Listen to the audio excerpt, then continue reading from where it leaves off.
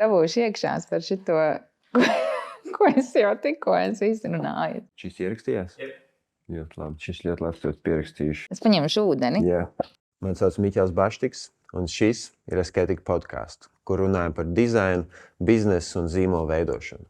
Šajā reizē mēs tiekamies ar Zani Teteri, OAD galveno arhitekti, un runājam par to, kā atrast līdzsvaru starp radošo darbu un uzņēmējdarbību, kā zīmols palīdz veidot pašapziņu un pieteikt sev globālā tirgū, un kādēļ pieticība nevienmēr ir noderīga. Tu reāli taisi pat tās ģipšu formas un... Vienkāršākās es varu. Sarežģītākās formas tur ir tāda Bet tie ir trauki, vai tas ir tā kā mākslas objekti? Nē, vairāk tas ir trauks. Jo droši vien, kad ja ir tā kā jautājums mākslinieks, dizainers, tad tur tomēr ir fundamentāla atšķirība. Kā tu vispār uztver lietas. Un man jau tomēr ir svarīgs tas funkcionālais aspekts, lai gan māksla man ļoti uzrunā. Es viņu mēģinu kaut kā savienot. Bet nē, pagaidām es esmu tajā tieši produktu līmenī. Tālāk jau tas viss var attīstīties. Ņemot vērā bāzīti. Bet šis ierakstījās? Ļoti labi. Ņemot vērā to bāzes mūsu eksperimentu, kur nākamgad es noteikti gribu te uzaicināt arī. Mēs tur gribam mazliet... Kas ir... Bāze? Ziempe, jā. Jo tur nākamgad mēs gribam palaist arī kaut kādus workshops. Mums Miķels Mūrnieks ir pieteicies, ka viņš gribētu braukt. Kaut ko pamākslot. Jā, pamākslot. Un tad tur pulcēties ap viņu un varbūt arī uzbūvēt cepli. Tā kā īstu cepli. Un tad, kad tas viss aiziet tas hands-on, viņš aiziet tāds publiskāks. Jo mēs jau ar OAD braucam, tur visu kaut ko meistarojam paši savām rokām. Tā kā, man liekas, tas ir super svarīgi, ka tu kā arhitekts, dizainers tiešām saproti, ko tu dari, un tās rokas tur to materiālu un tā kā saproti tos procesus no A līdz Z. Kad jūs nesēžat tikai pie ekrāna, bet jūs aizbraucat uz ziemupi un tad tur būvējat un veidojat. Jā, šis gads bija vispār superīgs, jo visi apguva Gatera visus instrumentus. Mēs tur esam apgreidojušies. Taisījām krēslus, zāģējām, tur evelējām, naglojām. Tā kā neatkarīgi no dzimuma tāds kārtīgs hardcores mums bija labā nozīmē. Kādēļ tas liekas svarīgi? Es laikam neticu ne papīra arhitektūrai, ne tādai, kuru tu nesaproti. Tā kā tev ir jānirst iekšā. Tas tāpat kā mēs tikko runājam par to porcelānu. Viena lieta ir, ka tu redzi to objektu, vai tu viņus uzdizainējis 3D vai uzskicējis ar roku, bet otra lieta, ka tu tiešām izproti to materialitāti, saproti, kā viņi reaģē, saproti, kā tu reaģē. Tajos brīžos, kad tev nesanāk vai ne, vai tur jau ir pilnīgi citi priekšnoteikumi iestājās tajā brīdī, ka tev kaut kas ir jānorealizē. Un tad to arī nākamreiz birojā zīmējot kaut kādas lietas, saproti, ka viņām ir saturs, ka viņām ir jāturās kopā, kad ir slodzes un kaut kāda funkcionalitāte, ergonomika. Un tajā brīdī, tas tāpat kā arhitektam ir noteikti jāuzzīmē sev kaut kas, lai viņš tiešām saprast, ka šits nestrādā vai šits strādā, kaut kā tā. Bet, sev kā savu māju, tu domā? Piemēram, tas ir ideālais variants, kaut vai sev mēbeli, sev virtuvi, vienalga ko, bet, kad tu tiešām izēji kaut kādiem procesiem cauri un aplauzies pat, lielās. Tu dzīvo pats sevis projektētā mājā? Jā. Man ir izdevies aplausties, bet tā kā izdzīvot šīs te. Bet kāds ir arhitektiem, tas ir tā kā kurpnieki bez kurpēm, vai tomēr arhitektam vienmēr tā savu māju ir tā kā tas pirmais, ko viņš izdara? Es nedomāju, ka tas ir pirmais, ko viņš izdara, jo droši vien, kad arhitekta profesija nav pati atalgotākā pasaulē, bet, ja es caur sevi, tad pirms es tiku pie mājas, man liekas, nomainīju kaut kādas 10 dzīves vietas, pilnīgi noteikti, vienkārši īrējot dzīvokļus. Un katru reizi es pati tur darbojos ar krāsām, ar visādiem citādiem eksperimentiem, jo man tas radīšanas process ir super svarīgs un piedzīvot, saprast. Es esmu dzīvojis bērniņos, pilnīgi melnos bērniņos ar durvīm, kas atverās, kā paceļās tā kā daļa no grīdas, un tad tu tā kā tiešām izeksperimentē uz sevi un saproti, kā, nezinu, kaut vai tikpat labi tā melnā krāsa uz tevi iedarbojas, tādā fundamentālā līmenī, un kā tas ir, tā kā dzīvot tādā. Kā melnā krāsa iedarbojas? Man tajā laikā, kad es izklaidējos daudz Andreja salā un baudīju Rīgas bohēmu, tas likās ļoti ok. Šobrīd, kad viņi veido, protams, tādu alas sajūtu, tādu, neteiksim, ka patvērumu, bet kaut kādā mērā iespējams. Tas bija fun un tas bija forši, un man tajā brīdī tas derēja. Vai šobrīd ar savu ģimenes stāvokli un to, kas man ir apkārt, vai tas ir ok? Domāju, ka nē. Lai gan es nevarētu teikt, ka baigi tas tonāli ir mainījies arī šobrīd. Es vēl joprojām dzīvoju tumšā mājā. Bet krāsa ir absolūti maz nianses. Par to tumšā mājā tas apzināti tā tad ir. Jo pārsvarā cilvēki grib daudz vairāk gaismu, liels logus. Pastāsti, kāpēc, kā tu nonāci līdz tam? Zini kā, man liekas, tas ir, bieži vien ir tas jautrais, bet ir tāpat grāmatiņa, kāpēc arhitekti vienmēr ir melnā. Okay. Šis ir vajag interesants jautājums. Es gan neizlasīju to grāmatiņu, bet būs jāatver. Bet tas jautājums pastāv, vai ne? Un priekš manis krāsai it kā nav nozīmes, jo man šķiet, ka tas melnais, viņš ir kā tāds absorbants kaut kādā mērā. Un tad, ja skatās caur to formu, man liekas, ka tajā brīdī, kad tu strādā ar faktūru, ar piegriezni, ja mēs par apģērbu, piemēram, runājam, tad tas viss ir daudz ekspresīvāks un stabilāks. Tur ir kaut kāda enerģija spēcīga iekšā. Un krāsa, manuprāt, viņu tā kā izkliedē, noņem akcentu, noņem fokusu no kaut kā, kas ir tāds basic values kaut kādā ziņā. Bet, un par vidi droši vien ir līdzīgi. Man ir interesanti, ka tā telpa, man ir interesanti, kā mēs varam veidot telpu, tieši kā tādu absorbantu, kurā tu jūties ritīgi tādā savā spējā. Droši vien ir kaut kādā mērā, nezinu, es teicu patvērums, bet tur ir kaut kāda dziļa jēga iekšā. Es tur jūtos safe. Ne? Tas kaut kāds tāds aspekts. Neizgaismots. Jā, ka tu pats esi viņā kā tas tēls un dod to gaismu. Kaut kā tā, jā. Mēs ar tevi ierakstījām vienu sarunu pirms 12 gadiem. Saucās Plikuma sarunas, viņas kaut kur internetā vēl var atrast. Un es viņas noklausījos, gatavojoties šai sarunai. Un tur mēs sākām to sarunu, un tev bija nesen izveidots birojs Open Architecture Design kopā ar māsu. Tad, laikam, jūs bijāt divas, jums bija vēl pāris, tu minēji pāris studenti pēdējos kursos, vēl, kas jums palīdzēja. Tagad jau jums ir liela komanda, 30 cilvēki. Bet mēs tad runājam par to, kādēļ jums nosaukumā jau bija, jūs bijāt arhitektu birojas, bet tev nosaukumā bija arhitektūra un dizains. Un tad tu runāji par to, kādēļ tev svarīgs abas šīs puses, jo parasti ir arhitektu biroja, kas nodarbojas ar nopietnām lietām, tad ir dizaineri, kas dara citas lietas. Un jūs bijāt tā vieta, kur viņš satiekās. Vai tu vari iedot tādu refleksiju tagad 12 gadus vēlāk, vai tev domas ir mainījušās, vai tikai vēl pastiprinājušās, un kā tu uz to raugies tagad? Nē, pilnīgi noteikti. Es esmu joprojām tur tikai apaugusi vēl ar lielāku pārliecību, ka viss ir pareizi, jo es atceros tajā laikā, droši vien, ka manī bija kaut kāds iekšējs lauziens par to, ka es bieži varbūt dzirdēju, ka tu jau neesi īsts arhitekts.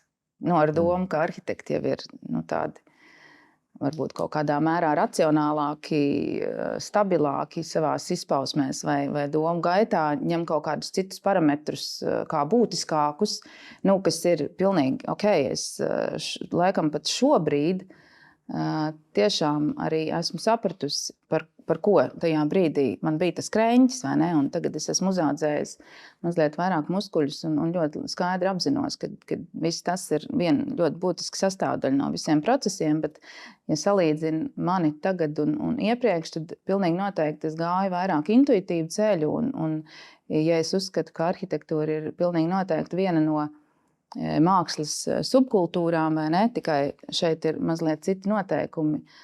Mēs kā arhitekti vai dizaineri nesēžam mājās, neradam kaut ko, ko mēs pēc tam izstādām, vai ne? Un tad ir tas jautājums, vai tu to gribi, vai tev tas patīk, vai tu to ņem vai nē.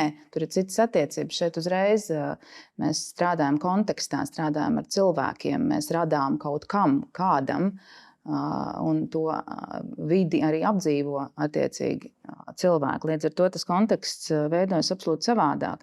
Bet tas, ka es vēl joprojām uzskatu, ka arhitektūra ir super plaša un interjers, landscapes un produkts ir tā sastāvdaļa. Pie tam mēs jau veidojot pat krūzi, lietojam tieši tos pašus principus. Tā ir funkcija, tā ir ergonomika, tā ir forma, tā ir materialitāte. Līdz ar to es vēl joprojām neredzu atšķirības tajā, bet un šobrīd, un šobrīd man vairs nav jautājumu par to, jo es, protams, pa šiem gadiem strādāju arī uz to, lai tiešām apzinātu, kas tad ir tā mana virsvērtība, kas tad ir tas, kas es esmu vai kas ir OAD un kas mēs visi esam kopā, un ka tieši tas ir tas mūsu tā stiprā puse.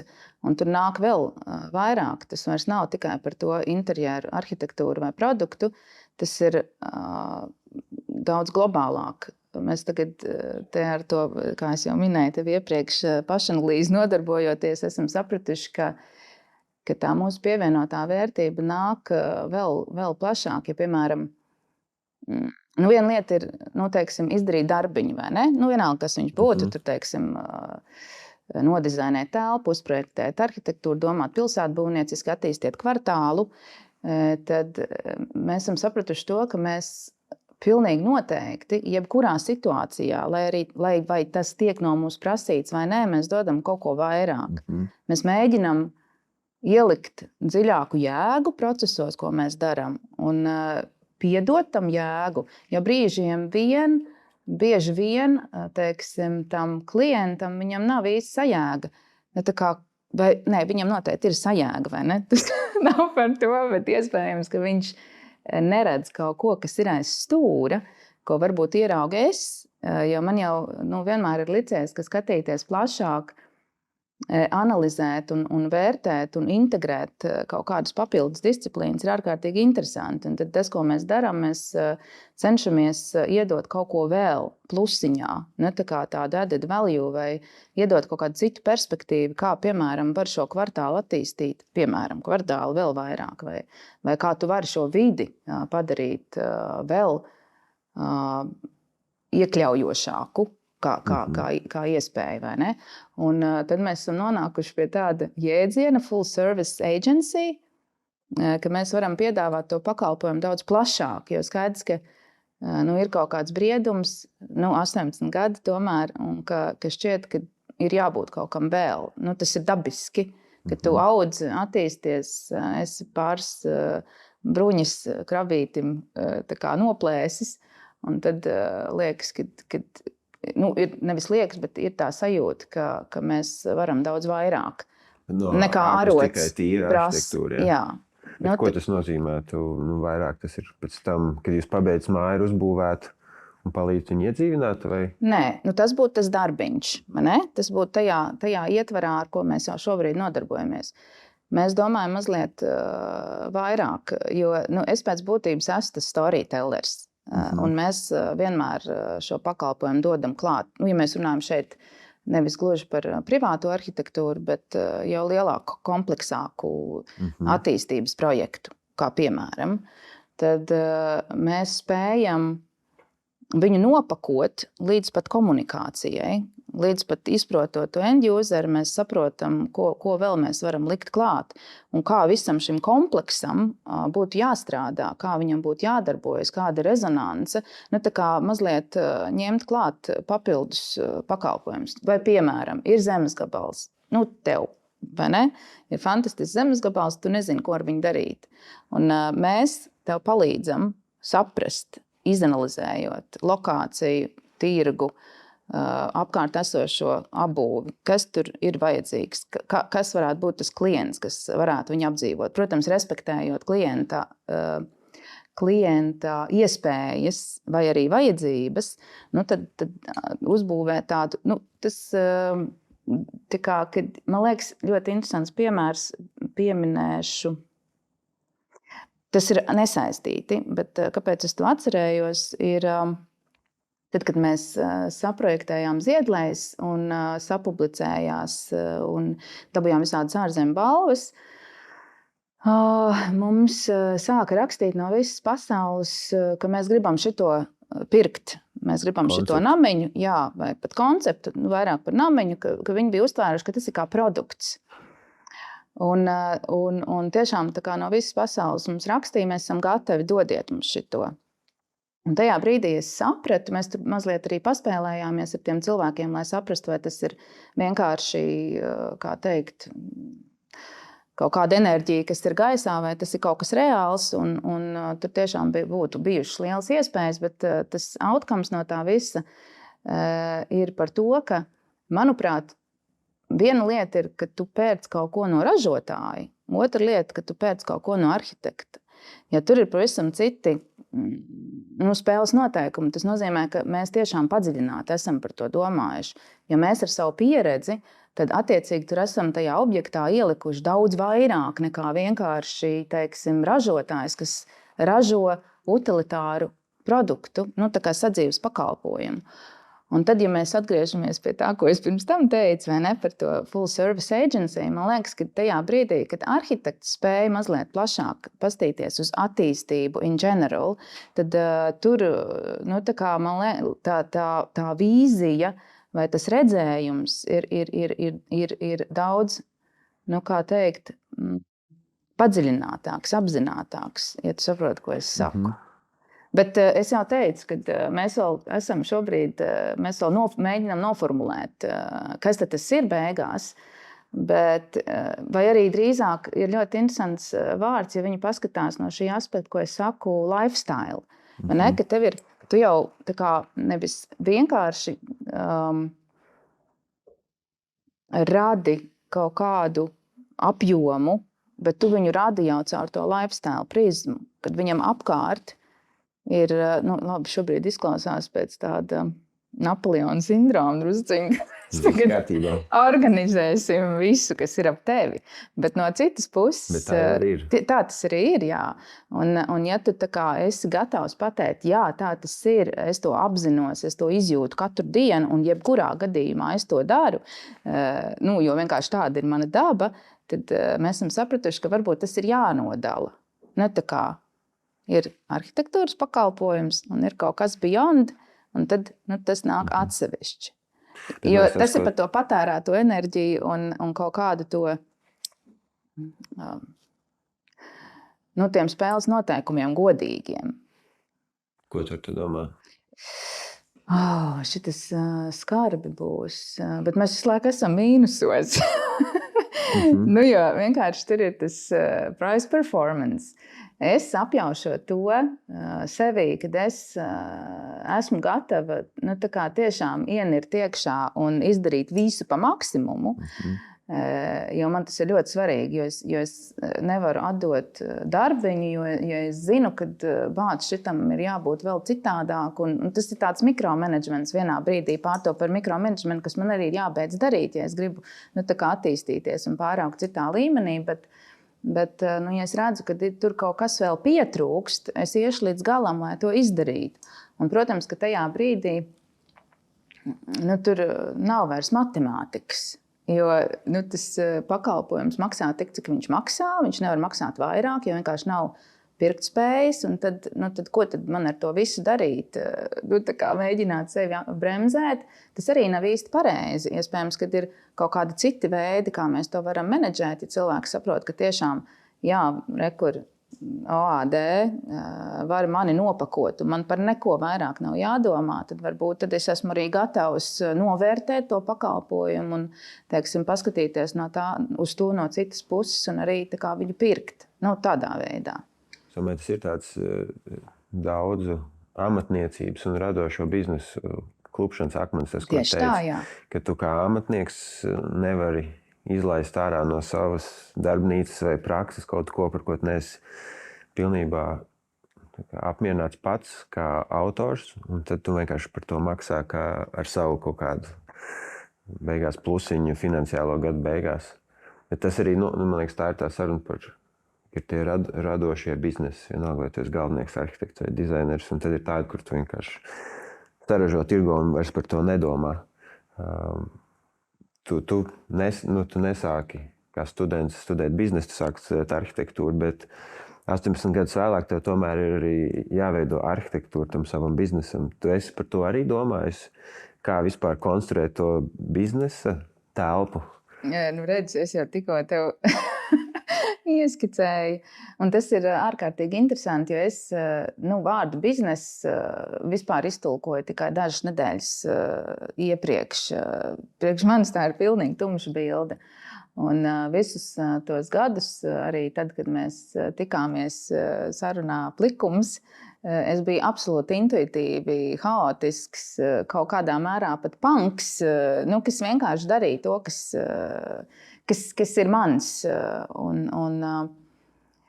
Es absolūti apzinos kā savu sūtību, es tāpēc ceļos no rītiem, un tas man rada vislielāko prieku, šī radīšana, kas bija arī, tā vēl joprojām kaut kādā mērā ir mana personīga motivācija, bet tad vienā brīdī, mēs izaugām, un mums piebiedrojās ar Elīnu Kristaps, kurš sakārtoja ļoti stipri visu mūsu digitālos procesus, ievies kaut kādu sistēmu, parādīja man, ko tad no viņa aspekta nozīmē tā arhitektūra, vai ne? Ka tur nav tikai šie te feelings, bet tur ir ļoti daudz arī racionālā, un pateicoties visam tam, mēs tiešām izaugām par biroju, kurš ir spējīgs ņemt lielākus objektus, un līdz kamēr mēs nonācām līdz šim, par ko es teicu iepriekš, un šobrīd mēs arī vēl esam apauguši ar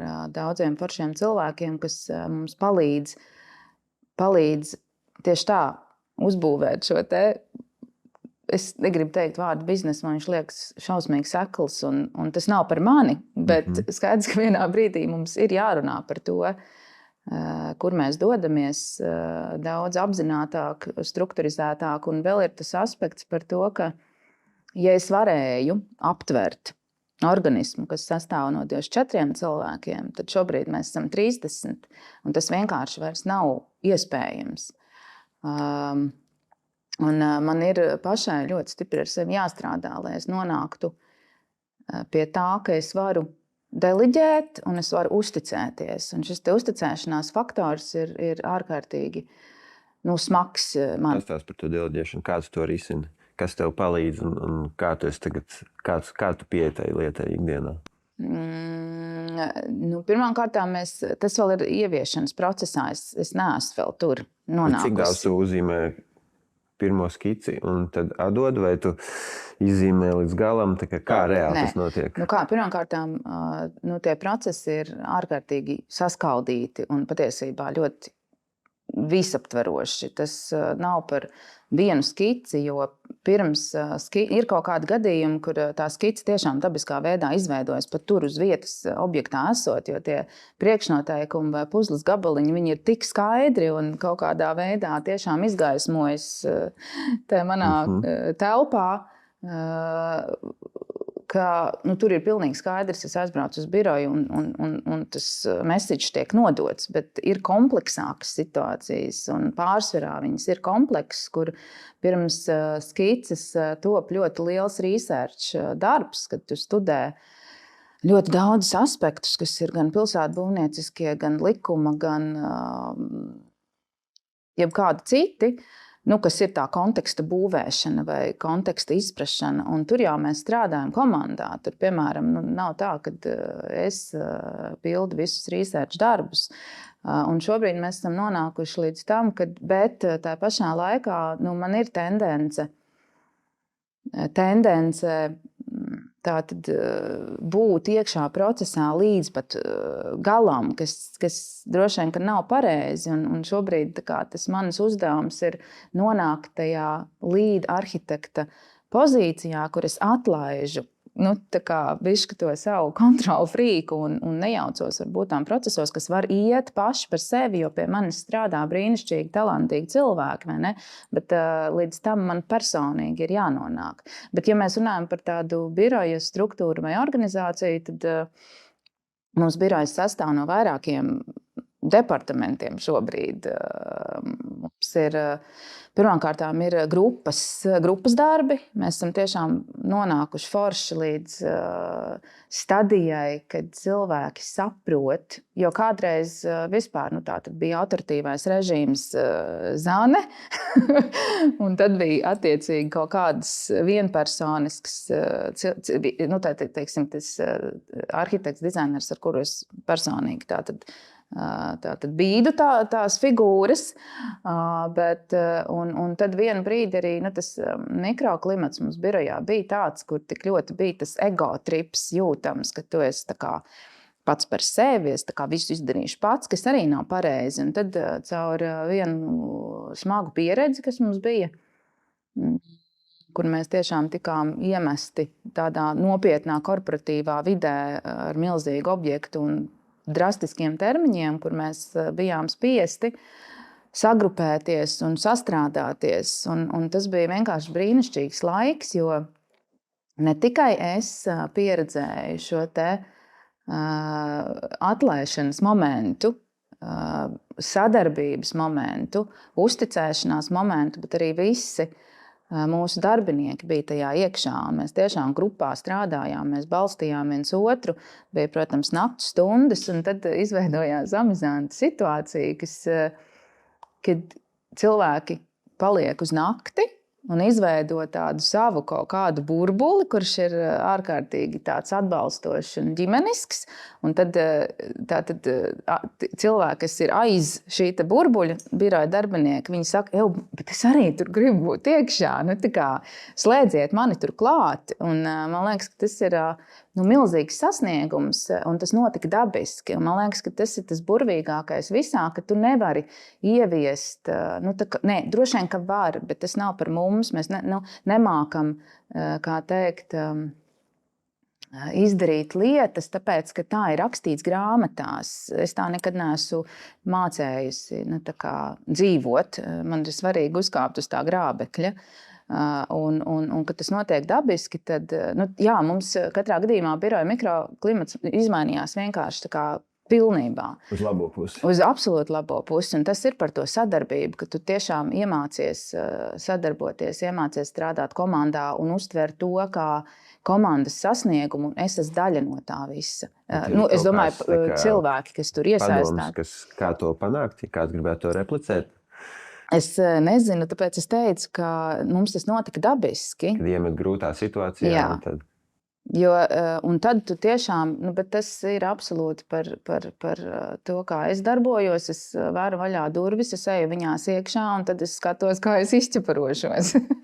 Un tad, jo tieši tajā brīdī, man liekas, ka tu tiešām nonāc uz tā edge, un tad arī visas lietas notiek.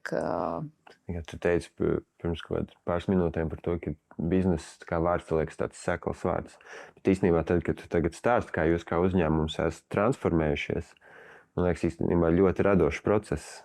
Jā. Intuitīvi, tad tev ir pienāca vēl partneri klāt, jūs palikāt racionāls sistēmas un kaut kā liekas, ka īstenībā mūsdienās ir iespēja katram izveidot to savu biznesa vidi gandrīz pilnībā, kā tu vēlies. Tu vari strādāt viens, tu vari strādāt 100 vai 1000 cilvēku komandā, tu vari strādāt klātienē vai attālināti ar visādiem klientiem.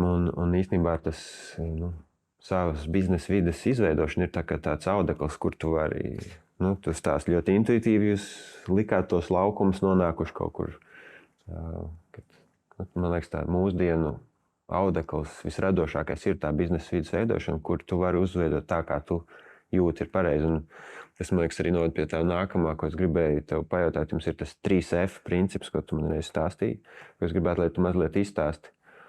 Jo tad, kad tu mini jūs kā partners uzņēmumā 3, jūs esat, kad tur tā ir forma, funkcija un feelings, 3F.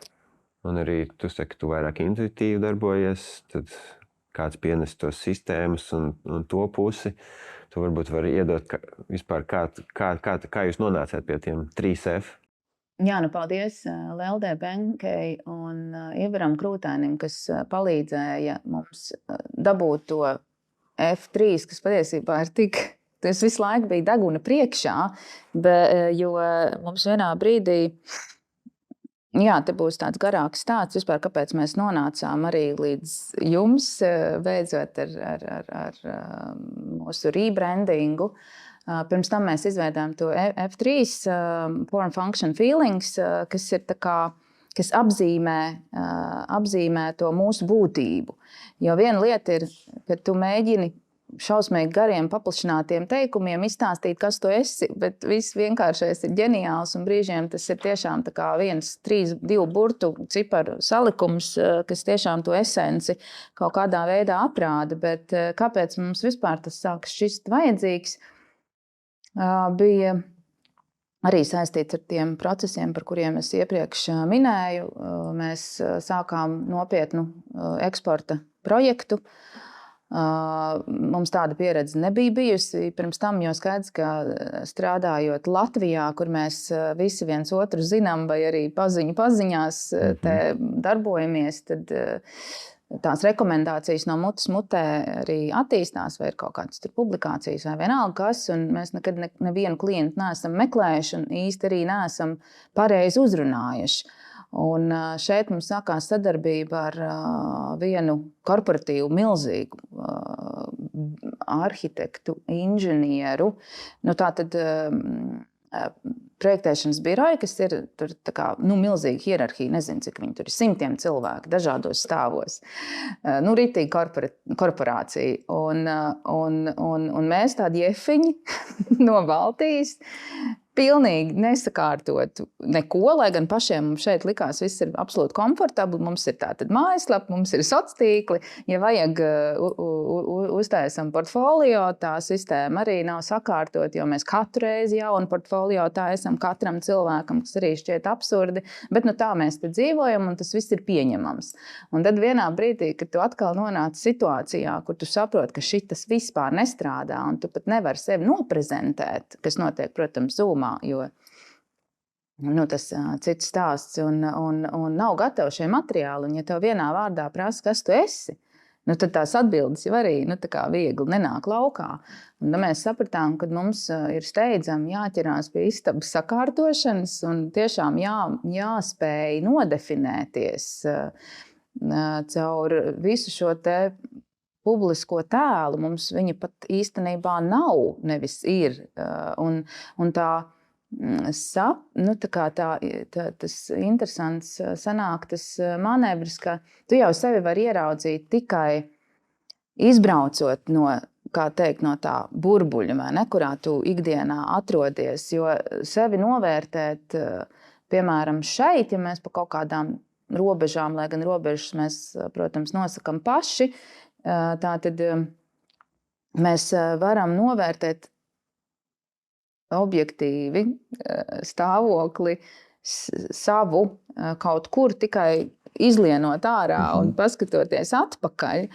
Un tas bija arī ļoti interesants process, kur mēs sapratām, ka ar mums galīgi nav vēl viss ok, kad mums ir ļoti daudz jāstrādā tieši ar kaut kādiem, kā es minēju, istabas sakārtošanu. Un tad pirmais, ko mēs centāmies dabūt, ir tā definīcija, kas tad īsti mēs esam, lai mēs saprastu to savas stiprās puses, jo Tā kā viens runā par to, ka viņš tur strādā kā soft minimalists, otrs tur stāsta par to sustainability. Man šķiet, ka šīm lietām ir jābūt iekšā tavā ikdienas dzīvē. Tas nav īsti lozungs, vai ne? Jo viņš tagad ir tik pašsaprotams kaut kādā mērā. Un tad mēs ilgi domājām un analizējām, kas tad ir tas. Un tad, tas slavenais teiciens form follows function ir super, tā ir bāze, bet mēs esam kaut kas vairāk. Un tad mēs pielikām šo te feelings sadaļu, jo es pilnīgi noteikti esmu par to, ka arhitektūra ir tas slavenais teiciens, vide veido cilvēku, cilvēks veido vidi. Un es jūtos tajā procesā iekšā 100%, un es jūtos arī atbildīgi par to visu. Un tajā brīdī, ja mēs gribam nonākt tajā stadijā, kad arhitektūra ir, kad tu ar telpu veido dialogu, nevis tā ir vienkārši statiska vide, kurā tu esi. Un, protams, izdēļo šo telpu ar savu klātbūtni, bet man liekas, cits levels, kurā es gribētu būt, ir, ka tev jau ir tas dialogs ar telpu, ka telpa ir gan spēcīga, protams, nepārmācot to individualitāti, kas viņā atrodas, bet ka telpa ir pietiekami spēcīga izraisīt emocijas. Un tad mēs nonākam pie šīs pieredzes arhitektūras veidošanas, ka tu principā kaut kādā mērā iestudē izrādi caur šīm sajūtām, kā tu vedīsi to cilvēku cauri, kādas būs tās viņa pieredzes, kurā brīdī viņš sajutīs ko, kas viņu stimulēs. Telpa ir absolūti viennozīmīgi viens no šiem stimulantiem reaģēt mums vai veidoties savādākiem, kaut vai runājot par bērnu dārziem, kaut vai ne, vai jebkuru funkciju, kur mēs paņemam, tad tas tur tādā veidā tam ir jāstrādā. Un tur ir gan tā funkcija, gan forma, gan arī šīs sajūtas. Un tas tā īsumā par to F3. Mazliet tāds atkāp, tu pieminēji bērnu dārzs, un tas man lika atcerēties vienu jautājumu, ko es neatceros, vai toreiz mēs izrunājām vai nē, bet ko es ik pa laikam tā pacēju galvā par gaumi, skaistumu un eleganci vispār. Un vai tev liekas gaumi, tas ir kaut kas, ko iemācās, un tu bērnam, nezinu, piemēram, viņš aug dažādās vidēs, un vai viņš iemācās gaumi, vai tas ir kaut kas, kas tu piedzimsti, un tu vienkārši spēj novērtēt vai nē. Šis ir superīgs jautājums. Man ir lielisks stāsts. Man vecākais puika, kad vēl bija maziņš, viņam draugs no skolas atbrauca pie mums uz mājām, un tas draugs saka manam dēlam, piebraucot pie mūsu mājas, šausmas, cik tev nesmuka māja. Un es to atcerēšos, man liekas, visu mūžu, jo man šķiet, ka tieši tas ir, par ko es minēju iepriekš, ir kaut kādai provokācijai nelielai jābūt. Jo es ticu, ka tas čalītis aizbrauca un domāja par to, ko viņš redzēja, kāpēc viņam viņa likās neglīta un kāda tad ir tā, kur ir tas āķis, vai ne? Tas nozīmē, ka notika tas dialogs, pa ko es saku. Un tad pieslēdzās tas gaumes jautājums. Protams, kad skaistums, mēs viņu vispār, vai vispār kas ir patīkams acī vai nē, tur, protams, apakšā ir milzuma daudz kanoni, tās ir proporcijas un kaut kāda iekšējā izjūta, un tas ir mūsu ģenētiskais kods, kas mūsos kā latviešiem ir iekšā, un man šķiet, ka viņš ir ļoti augstā līmenī, viņš mūsos ir.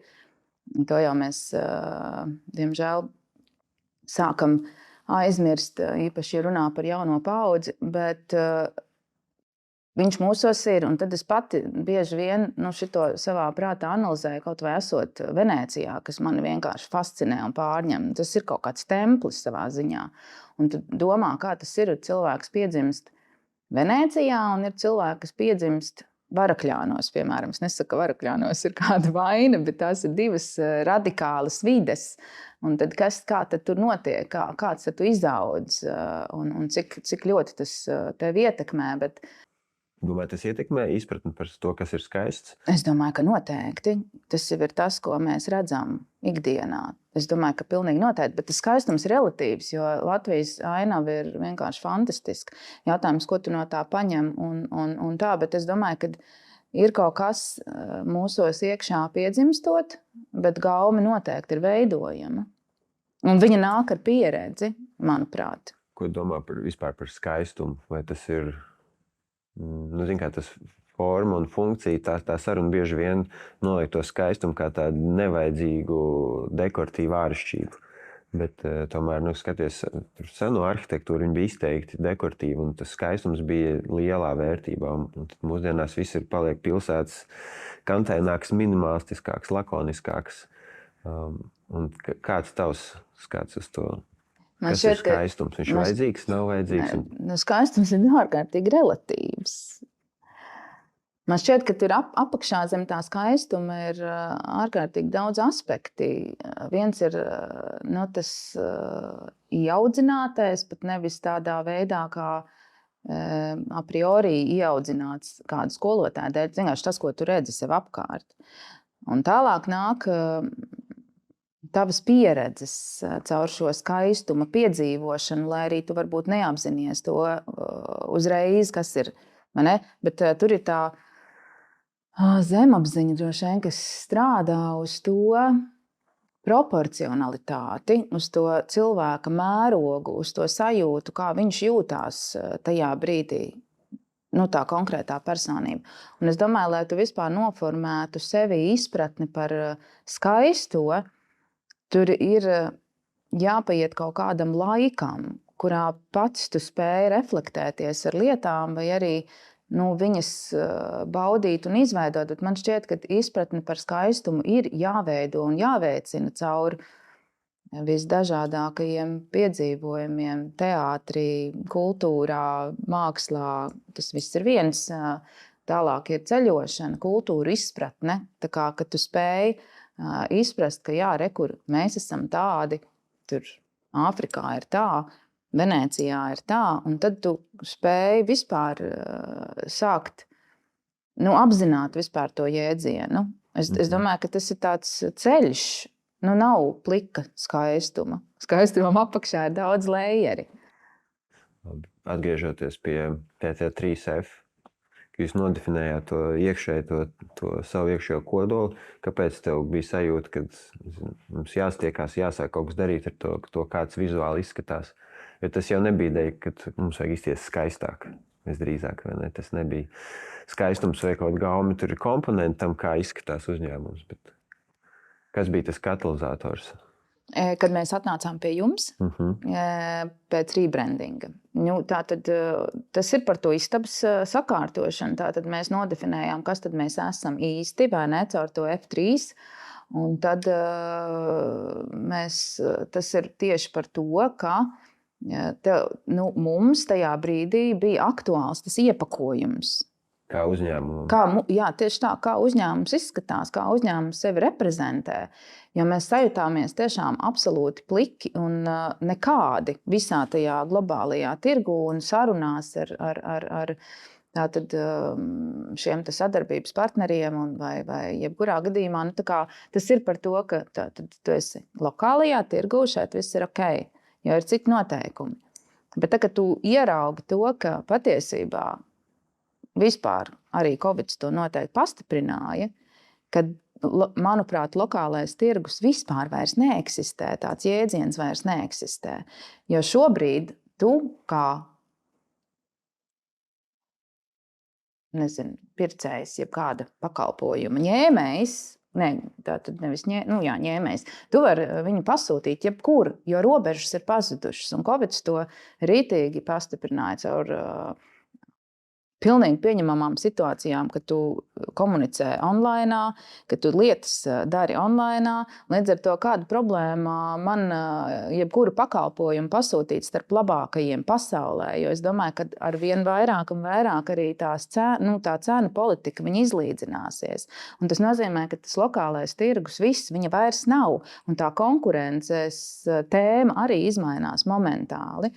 Un tajā brīdī, kad tu nonāc pie šī apjausmas, tad absolūti organiska arī ir prasība pēc tā, kad kad mums pēc kaut kā ir jāizskatās, mums ir jāsaprot, mums ir jāatbild momentāli uz jautājumiem par jebko.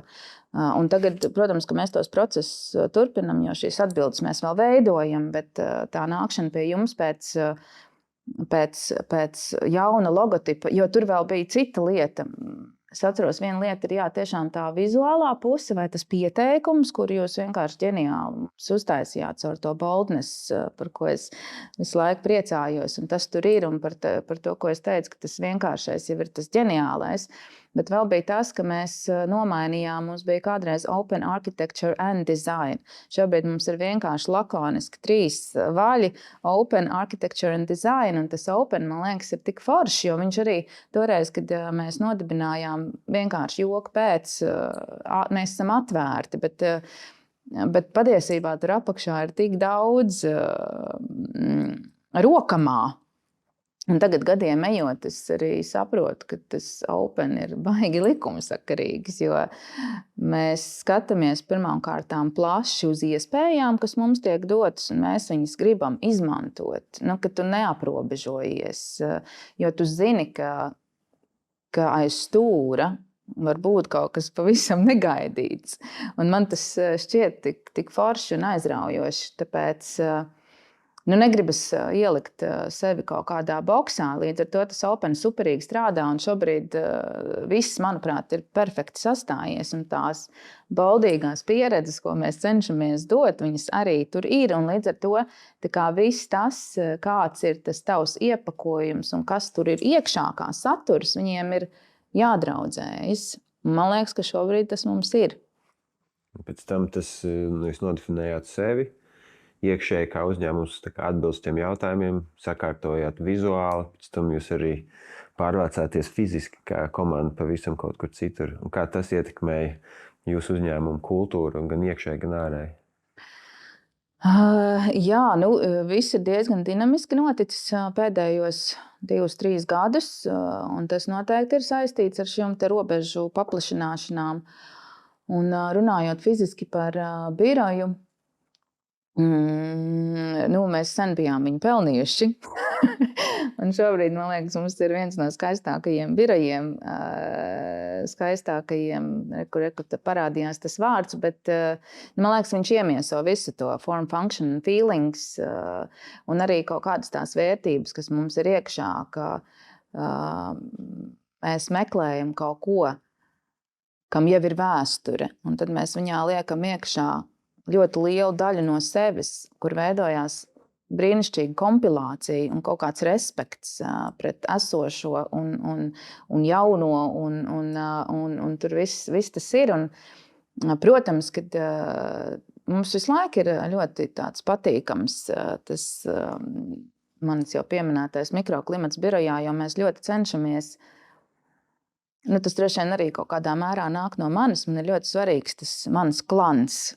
Tā mana cilts, un es viņu tā kā veidoju kaut kā varbūt apzināti vai neapzināti, bet kaut kādā mērā, bet jā, un tad es domāju, ka tie cilvēki, kas nonāk pie mums, viņi to jūt, un mēs, kā jau es arī iepriekš minēju, esam iemācījušies gan sadarboties, gan sastrādāties, un tagad tās jaunās telpas, es domāju, ka to piederības sajūtu vēl vairāk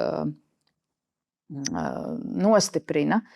Un, protams, kad mēs tur ziemā droši vien arvien vairāk un vairāk tās telpas baudīsim, jo vasarā visi kaut kur brauc.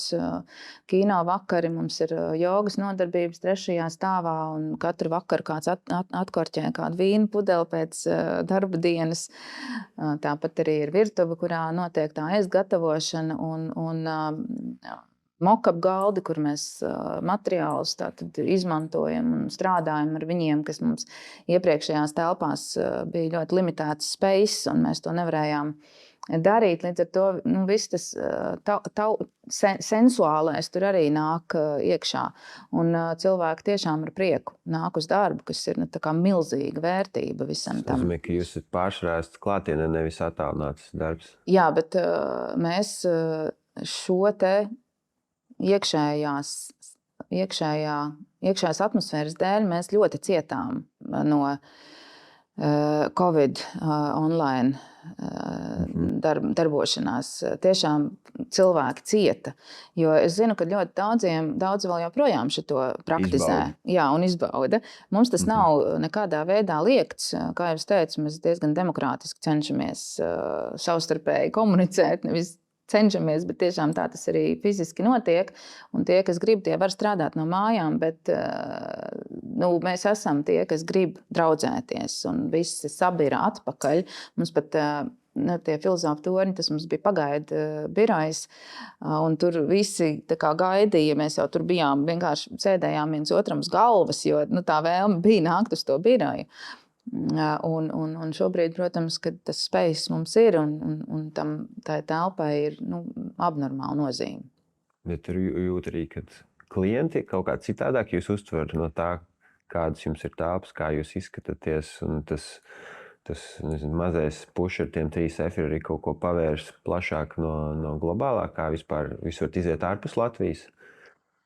Pilnīgi noteikti, jo tie klienti, kas mums ir vecie, kas nāk pie mums atpakaļ un ar kuriem jau ir tāds nostiprināts senas attiecības, es domāju, ka tie vienkārši novērtē mūsu izaugsmi, kā arī kā stabilus partnerus, bet tie, kas ir jaunie, pilnīgi noteikti mums ir stāja. Iztaisnojusies mugura, un, protams, ka tu jūties daudz, kā teikt, stabilāks. Tā kā, es nezinu, pats pieminēja, uzvēlts kārtīgu ancuku, un te uzreiz ir cita stāja, un šobrīd arī tās mūsu biroja telpas ir absolūti ar pieteikumu. Un tas ir caur to boldness patiesībā, kad tātad mums ir tas logo, mums ir 3F, mums ir foršs birojs, un mēs esam gatavi jebkuriem izaicinājumiem. Un tas tā kā, tas tajā sabūvētajā arhitektūrā mūsu, kas ir zīmols, stratēģija un šīs telpas, tas viss runā vienu valodu. Un es tā kā jūtos absolūti komfortā šobrīd. Ar to, jā. Šis ļoti labs, ļoti pierakstījuši. Bet kāds ir, jums tagad ir pirmie tādi eksporta projekti lieli?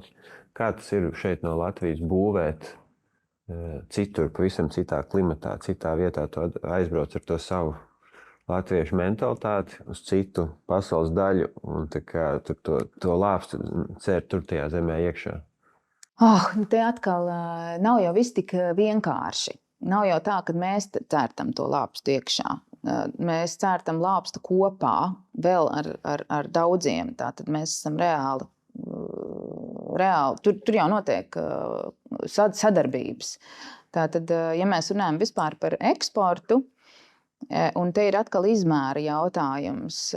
Piemēram, mums ir bijuši pavisam mazi objekti, piemēram, kaut kādu dzīvokļu rekonstrukcijas interjeru projekti ļoti jau daudz kur Eiropā. Tikpat arī Berlīnē norealizēts restorāns, tas The Catch, kur principā mēs uzņēmāmies pirmo reizi laikam darbu, kurš ietvēra sevī turnkey. Mēs uztaisījām dizainu, zinot budžetu, zinot arī tātad, es uzveidoju konceptu, kurš izcili labi strādā gan uz šo storytellingu, gan uz budžetu. Pie tam mēs novācām komandu, kas caur šo craft prizmu, kas izcili atbilst gan tādam Japāņu, gan Berlīnas vaibam, un ka mēs viņu varam norealizēt paši. Tas bija, man liekas, vienkārši viens no izcilākajiem procesiem, kur arī ir šis hands-on, kur mēs tiešām braucām no biroja, tur vairāk cilvēki ik pa brīdim paši arī tur kaut kādu dekoru taisījām un arī palīdzējām tur tā mūsu darba grupai, kas bija čaļi, kas meistaroja ļoti daudz ko uz vietas. Tās ir tādas mazās pieredzes. Ne? Tas ir tāds, kas ir tiešām saistīts tīri ar mūsu darbu fiziski, kur mēs novācam komandu, paši esam līdzatbildīgi par visu. Un tālāk jau ir cits atkal stāsts par lielajiem projektiem, kas mums ir 2 Barcelonā. Un tagad viens būvēs ar mūsu ilgadēju klientu, kurš pats pārvācās no Latvijas uz turieni. Un tā tad arī tur strādā kā attīstītājs, un mēs, protams, esam palikuši sadarbībā, jo, kā es minēju iepriekš, mums tas ir ļoti, ļoti svarīgi, tā kā kopt tās attiecības un uzturēt. Tad mēs tur tātad startējam kā līd arhitekti, kā koncepta arhitekti, kas atbild par pilnīgi visu. Tātad arhitektūru, interjeru, landscape un pat arī kaut kādām daļām fit-out un tādām lietām. Un tas arī bija saistīts ar to, ko es minēju iepriekš, kā tad ir, ka tu mazs jēfiņš startē tajā lielajā pasaulē, kur priekšā ir milzīga korporācija, kas ir sadarbojusies ar Zahu Hadidu un Fosteru un tad pēkšņi ar mums. Un tad kā tad ir sajusties līdzvērtīgi un nostāties horizontālās attiecībās ar viņiem. Un tas man bija milzīgs izaicinājums. Ne jau tādā veidā, ka mēs nevarētu izdarīt darbu, bet tieši izlīdzināt to power. Kad es jūtos līdzvērtīga. Un kas tev palīdzēja to realizēt? Nekas, vienkārši darīja. Tā kā nebija jau variantu. Bet tas ir tas katalizators tam, ka mēs sakārtojām to savu telpu visādā ziņā. Tas ir labs padoms, ko saki, ka tu nonāc tādā situācijā, tad tu caur darīšanu tu vienkārši iegūsi to pārliecību. Protams, caur darīšanu un arī izdarīšanu, jo mēs nostartējām, manuprāt, perfekti, un mēs ieguvām tādu pašapziņu visi kopā kā birojs, par to, ka, lai arī neesam mēs nopakojušies, bet tomēr tas iekšējais powers ir milzīgs. Un arī es sapratu to, ka patiesībā mēs esam ļoti profesionāli kaut kādā mērā, jo mēs spējām izrisināt un tikt galā ar visiem izaicinājumiem, kas mums bija priekšā, un tā bija milzīga skola. Un tagad mēs esam 2. projektā tur, un tā pašapziņa ir turpat. Jā. Un tā pašapziņa ir pavisam savādāka, un arī mēs šobrīd jau varam zem sevis paņemt vairāk daļas, projektēšanas daļas. Jo, ja mēs runājam par struktūru, tad mēs esam tie koncepta arhitekti, kas tajā 1. projektā mēs arī atbildam par autoru uzraudzību. Tātad tur projekti iedalās 4 daļās. Ir pre-concept, design concept, tātad stage, tad ir nav svarīgi. Tātad, un tad iedalās jau beigās tādos darba rasējumos, un mēs visas tās sadaļas uzraugām. Tātad sakam, ka šis mezgls nebūs īsti ok, šis neatbilst tam, ko mēs gribam pārzīmēt, un līdz pat pēdējai skrūvē. Un šobrīd notiek jau būvniecības darbi, kur autoru uzraugi ir gan tas sadarbības birojs, gan arī mēs tajā brīdī, kad nonāksim līdz kaut kādām jau tādām apdares būtiskajām niansēm. Un vēl tur ir liela atšķirība tajā, ka tātad, kas mums palīdz būt šeit, nevis braukt uz turieni, jo skaidrs, ka pieprasījumi uz pārvākšanos mums bija pienākuši vairāk kārt. Viņi tika noērēti arī uztaisot normālu cenu, cik tas maksās. Protams, tas nav reasonable nekādā veidā. Un tur tā sistēma ir tāda, kad noslēdz lielos līgumus, tad lielais būvnieks, viņam ir jātaisa mock-upi. Tātad visas lietas tiek norealizētas, visas svarīgās lietas, tās arī definē projekta laikā, visas svarīgās lietas tiek apzinātas, un viņiem ir jātaisa 1:1 makets ar īstajiem materiāliem, īstajiem mezgliem un tā tālāk. Tas notiek veselu laiku, tad mēs braucam uz turieni un pieņemam tās lietas. Tad mēs tagad sadarbojamies ar vienu keramikas rūpnīcu Vācijā, kur arī viss šīs nianses tiek atrunāts. Līdz ar to daudzas lietas jau tāpat notiek Eiropā, un tu vienkārši visu laiku pārvietojies. Un mēs kaut kādā regularitātē braucam uz turieni tajā brīdī, kad ir jāpieņem kaut kāda lēmuma, vai ir jānodod kaut kādas stadijas projektēšanas, vai ir jāizrisina kaut kāda sarežģītāka jautājuma. Līdz ar to Nu jā, tā lāpstas likšana, tāpēc es saku, mēs viņu jau kaut kādā mērā kopā komandā spraužam tajā zemē. Man liekas, viens, ko varbūt būtu forši vēl pacelt, pārliecība un ticība savām spējām, ko tu minēji, kad ir tas boldness un tajā pašā laikā ir tas radošais, tas imposter sindroms, ka tev visu laiku liekas, ka tu neesi pietiekami labs. Jā.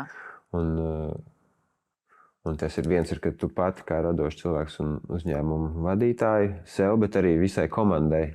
Kā tu ar to dīlo, vai tu esi, nezinu, tas ir atrisināts un vairs nav jautājums, vai tu ar to saskries ikdienā, un kā tu par to domā? Nē, nu man iekšējais kritiķis ir ļoti aktīvs.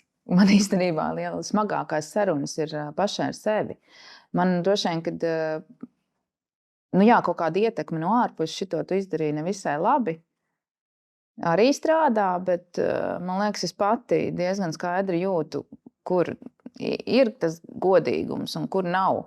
Un īstenībā tas ir baigi smags jautājums, ja mēs runājam par biznesu, jo bieži vien es esmu tas sliktais, kas nokauj no to procentu, kas varbūt paliek pēc tam. Tieši caur šo te iešanu līdz galam, un tas skaidrs, ka pārtērē laiku, naudu. Es izvedu noteikti arī savus kolēģus bieži vien ar to, kad pamēģinām vēl šitā, paskatāmies. Man liekas, ka tas izdosies, un beigu galā tas tiešām arī izdodās. Un tad mēs nonākam tiešām līdz tam foršajam gala rezultātam, bet pa ceļam jau var tie veidi būt visdažādākie, un var jau būt, ka tas arī nostrādā. Tas pirmais variants vai otrais, bet un te ir tas jautājums, kā man rīkoties un kurā brīdī man piespiest to bremzi, tā kā sevī. Un te ir tas arī lielais jautājums par to radošumu un tā kā sajūtu par to nevis sajūtu, bet par to virsjēgas meklēšanu, kas ir tā kā normāls process priekš manis, un tad pretīm nāk tas bizness, un tāpēc es teicu iepriekš, ka man viņš kaitina tas bizness. Pēdiņās liekot, viņš tiešām besīja ārā, kad tajā brīdī, es redzu kaut kādu disonanci tajā visā tajā pašā laikā. Loģiski, ka mēs visi gribam justies labāk, vai ne? Mums visiem ir kaut kādi mūsu mazie sapnīši, vai tikpat labi. Tas attiecās uz visiem mums kā kolektīvu. Gribas, lai mēs dzīvojam labāk visi. Pie tam mēs esam nolēmuši, ka tā augšana, labjūtas vai labklājības augšana būs visiem daudz maz vienmērīga, un ka mēs visi tiešām tā cilts turēsimies kopā arī šajā aspektā. Jā, protams. Un tad ir un skaidrs, ka mēs šobrīd daudz mēs par to runājām, varbūt pat vairāk par to tieši uzņēmuma veidošanas caur to biznesa aspektu. Un tad baigais tāds jautājums, kā mēs varam caur šo radošo prizmu, vai ne, ar visu to tiekšanās pēc ideālā, varam tomēr nopelnīt naudu. Un manuprāt, tur nāk kaut kas bišķi, ka tās šķautnes vai tie lejeri ir jāpaplašina. Ko tur tu domā? Par to full service agency atgriežoties. Tā kā lai būtu iespēja kaut kādus papildus ienākumus veidot. Jā. Es domāju, tagad, kad tu paturpināji man interesē vispār par to, kādēļ tev liekas radošiem ir tā problēma ar to naudas nopelnīšanu? Un kādēļ tas ir tāds, visu laiku ir nevis tā kā sakābē labā, bet visu laiku kaut kāda cīņa un pretestība. Man liekas, ka tur ir vēl viens baigi interesants faktors - vergu tautas sindroms vai vergu tautas komplekss. Man liekas, tas ir kaut kur ģenētiski. Bet es šobrīd runāju, bet es nezinu, neesmu antropologs, nezinu, kā jūtās, piemēram, francūži vai jebkuri citi, bet manī ir tā nemitīgā vainas sajūta. Un tas, ka tā pieticība, es ar savu privāto kočeru esmu par to daudz runājusi, kur ir tas, kas mums ir teicis, ka mums ir jābūt pieticīgiem, ka mums ir jāgrib mazāk. Es ļoti labi saprotu to īpašību no tāda cēlā aspekta arī, tur no budisma aspekta, tur askēze un viss tas, un tad ir tā kā, forši, bet un kas ir, ja gribās mazliet vairāk? Kā tas jau ir dabiski, vai ne? Nezinu, gribās bērnus aizsūtīt labā skolā, lai viņiem ir labāka izglītība. Tur gribas tajā bāzē, tur vairāk pavingrināties. Tam visam jau vajag naudu. Un tad, kā atbrīvoties no tā vergu sindroma, jo mēs visi kolektīvi esam bijuši vienmēr apspiestie. Mums nav dots, mums nav ļauts gribēt nekad. Mēs neko neesam gribējuši. Un tas arī kaut kādā mērā ir par to spārnu apgriešanu sev pašam, robežu uzstādīšanu. Tā kā negribēt vairāk, jo tas ir grēks. Kurš vispār to ir teicis? Bet tas man galvā visu laiku skan. Tas nozīmē, ka tas ir kaut kādā kolektīvajā apziņā.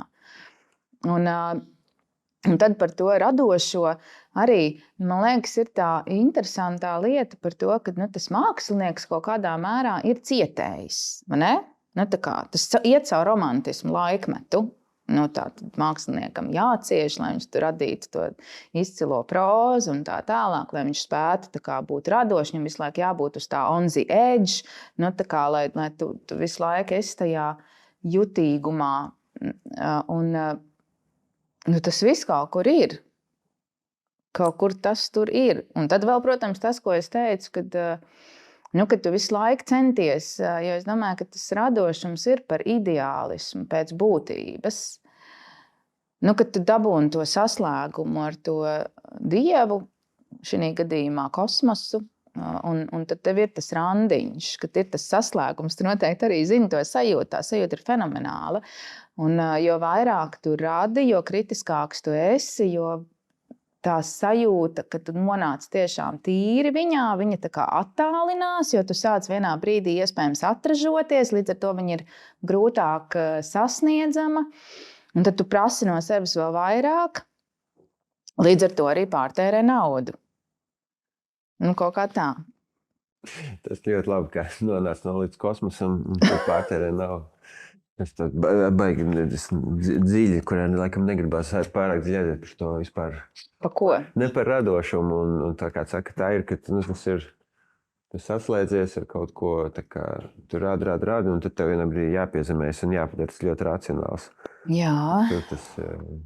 Bet es domāju par to ciešanu, viens tas kā ir, kā teicu, māksliniekiem ir daudz tas, ka tev ir kā jācieš, un tad tev kaut kas labs, bet īstenībā kaut kāda patiesība ir tādā, ka tu tiesajā flow state, ko teici, ka tu saslēdzies, un tas tā kā tev vienkārši nāk ārā, un tad īstenībā nāk pat labāks rezultāts nekā, ka tu caur radošajām mokām kaut ko spiedi. Nē, tas, protams. Un kad man ir Krišjāna bija kaut kad saruna par to, viņš teica, ka īstenībā tas, kas tev nāk dabīgi ārā viegli, ir tas, ko citi tevī novērtē, nevis tas, ko tu tur mocies un neej tur kaut kur tev nemaz nav jāiet.